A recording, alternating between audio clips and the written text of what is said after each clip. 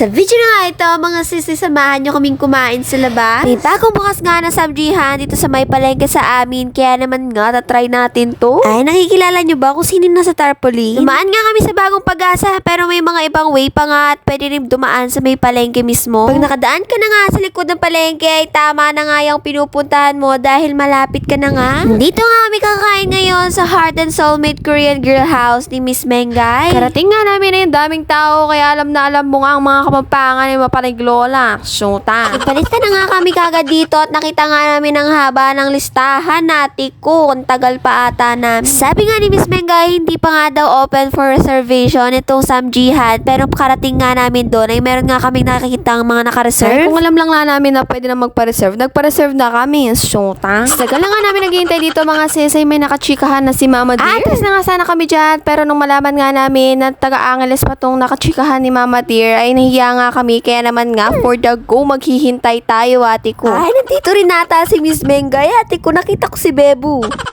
Patilim na nga dito, pero naghihintay pa rin kami. Ate ko, go lang. Take the risk or lose the chance.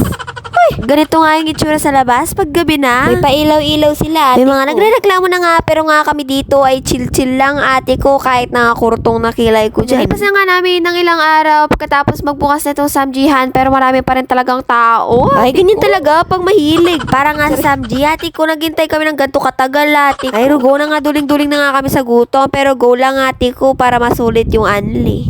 After how many hours nga, Ate ko, sa wakas, nakapasok na kami. Dito nga kami sa may pader pumesto para nga hindi kami dinadaan-daanan habang kumakain. Meron nga kinikilik na bell dyan para nga pag tumatawag ka ng waiter, hindi ka na sisigaw, kaya naman tataas ang kamay mo at magbibel ka na lang. Hindi ka na nga sisigaw dito na nga asa ng sabaw, ate ko. Meron nga apat na pagpipilian dito at meron ngang only pork, only cheese at meron ngang only beef and only pork. Meron rin naman ngang beef, only pork, and so on and so forth.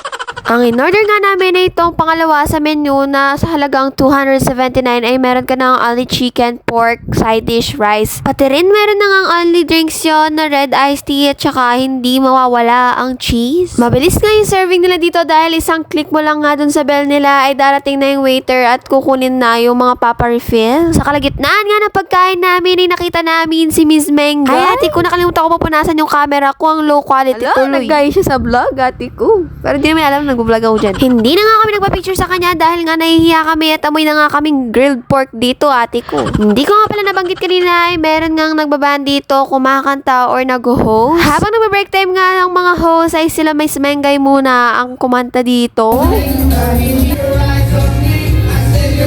Nabanggit nga nila dito na tuwing Sabado nga daw ay nandito sila sa Hearts and Soulmate Korean Grill House nila. Sulit nga ang 279 dahil nga nakarami kami ng chicken nila, ate ko, sobrang sarap.